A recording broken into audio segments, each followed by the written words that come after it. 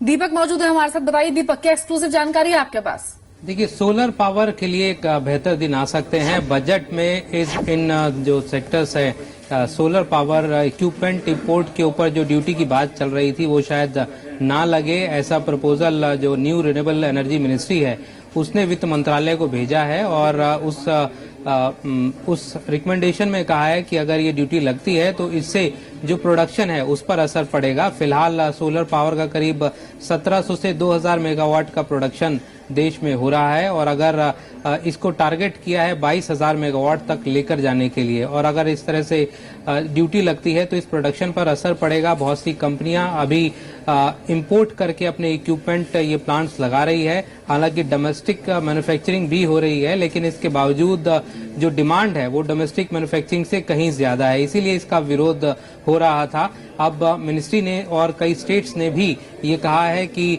इस पर ड्यूटी नहीं लगनी चाहिए, अगर ड्यूटी लगेगी तो इससे नुकसान होगा।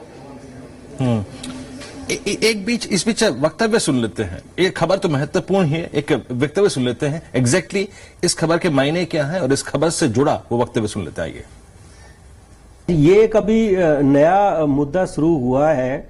अभी मई के महीने में ही director general of anti dumping duty and allied duties एक अथॉरिटी है डिपार्टमेंट मिनिस्ट्री ऑफ कॉमर्स ने, उन्होंने अपनी एक रिकमेंडेशन दी है कि जितने सोलर मॉड्यूल्स हैं जो इंडिया में इंपोर्ट होते हैं, सोलर सेल्स और मॉड्यूल्स, उनके ऊपर एक एंटी डंपिंग ड्यूटी लगाई जाए। मैं अपने आपके दर्शकों को बता दूं, ये एंटी डंपिंग ड्यूटी एक कस्टम ड्यूटी की तरह होती है कि जब भी कोई मॉड्यूल या सेल बाहर से इंडिया में इंपोर्ट करेगा कुछ खास देशों से, तो उसके ऊपर एक कस्टम ड्यूटी लगेगी। दीपक, एक चीज और जानना चाहूंगा। ये इंपोर्ट ड्यूटी का तो खैर एक सवाल था, मैं बाकी इस क्षेत्र के विकास के लिए और विस्तार के लिए, क्योंकि मोदी सरकार का अगर आप देखें वैकल्पिक ऊर्जा पर काफी जोर था, और कुछ महत्वपूर्ण कदम जो लाइकली टू भी बजट में लिए जा सकते हैं।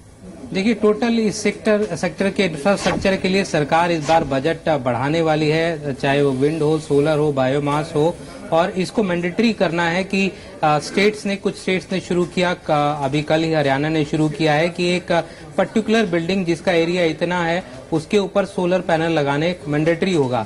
शायद ये रिकमेंडेशन भी न्यू रिन्यूएबल जो मिनिस्ट्री है उसने बजट के लिए दी है, और अगर ये इम्प्लीमेंट हो जाता है तो इससे इस सेक्टर की डिमांड बहुत तेजी से बढ़ेगी। अभी फिलहाल जो 2 नए टेंडर हुए थे 750 मेगावाट के, वो तो इम्प्लीमेंट हो ही रहे हैं। साथ ही साथ अगर बड़े जो भी प्रोजेक्ट आएंगे रियल एस्टेट में या फिर इंफ्रास्ट्रक्चर के, उन पे अगर ये कंपलसरी हो जाता है तो इससे काफी बेनिफिट मिलेगा। और साथ ही साथ एक बात और जो रिकमेंडेशन दी गई है उनमें कहा गया है कि जो भी प्रोजेक्ट लगे उनको ग्रिड से तुरंत जोड़ा जाए। अभी तक जो सबसे बड़ी समस्या थी वो प्रोजेक्ट लगने के बाद ग्रिड से कनेक्टिविटी की थी। अगर इसके लिए कुछ स्पेसिफाइक फंड अगर एक तरह से रख दिया जाता है, जैसा कि रिकमेंडेशन में कहा गया है बजट के लिए, तो इससे काफी बड़ा फायदा मिलेगा, क्योंकि जो प्रोजेक्ट सोलर पावर प्रोजेक्ट लगेगा उसको तुरंत एक स्पेसिफिक फंड होगा जो ग्रिड में जोड़ने के लिए तुरंत यूटिलाइज किया जा सकेगा। तो इससे इस जो सोलर प्रोडक्शन है उसमें काफी बढ़ोतरी होगी।